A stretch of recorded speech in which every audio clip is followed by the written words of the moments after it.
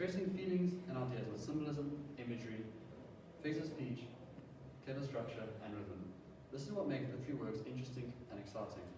Regardless of whether the piece resonates with you or not, or if you even enjoy the message, everybody can appreciate beautiful writing, the messages they are trying to convey, or the opportunity to create change that powerful writing can create.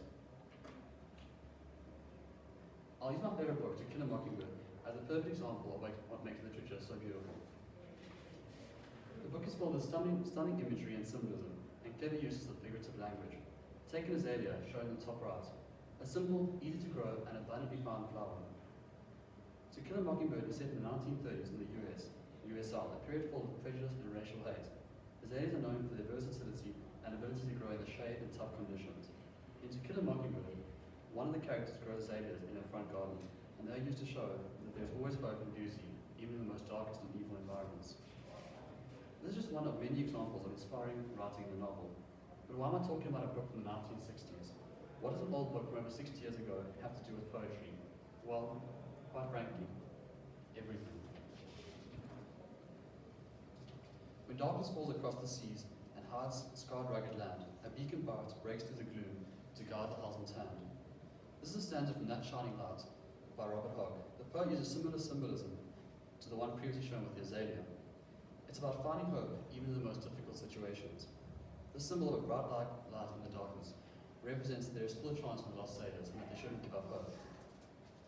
All the best parts of English literature and the writing techniques and messages that make it so special is exactly what poetry is. England in 1819 by Percy Shelley is a call for progress and reform. Shelley talks about the damaging and unfair aspects of society present in England in that year, especially brutality at the hands of the King's army.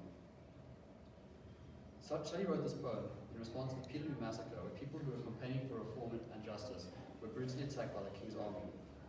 Shelley was a leading activist and revolutionary of his time, and his primary method of calling for change and reform was through his works of poetry. In To Kill a Mockingbird, Harper H.D.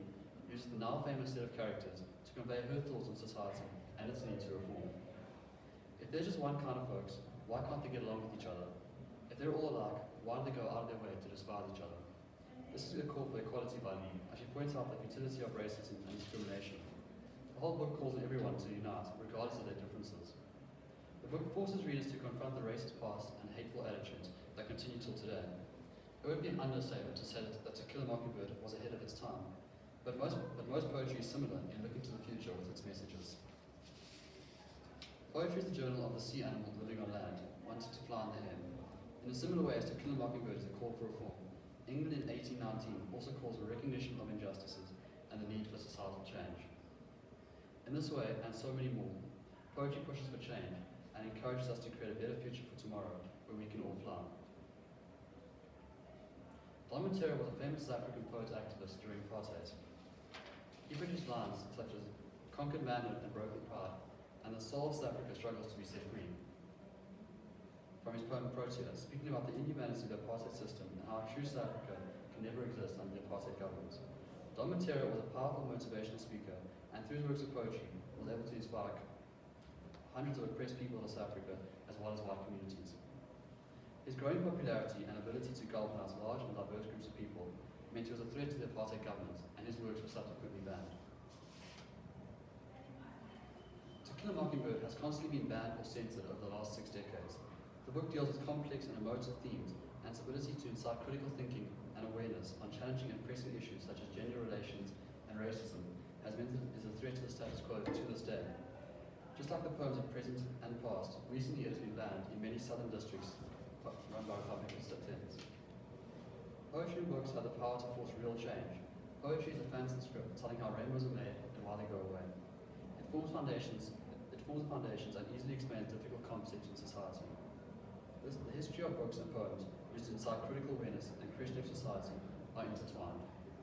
Poetry is the foundation of activism and works for change. I used To Kill a Mockingbird to show how its roots and themes are from poetry and how everything you can find in one of the greatest novels of all time can be found in most poems. Poetry is dangerous. While also poems be banned by governments and institutions, poetry is our ticket to the future and a new world. Like in To Kill a Mockingbird, poetry and its themes, messages, and techniques are found everywhere.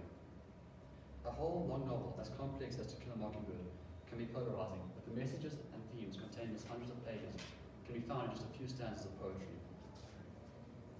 There's no doubt that without poetry, novels such as this one would never be able to exist. Instead of viewing merely written poems as poetry, we should view all literature as poetry and embrace it.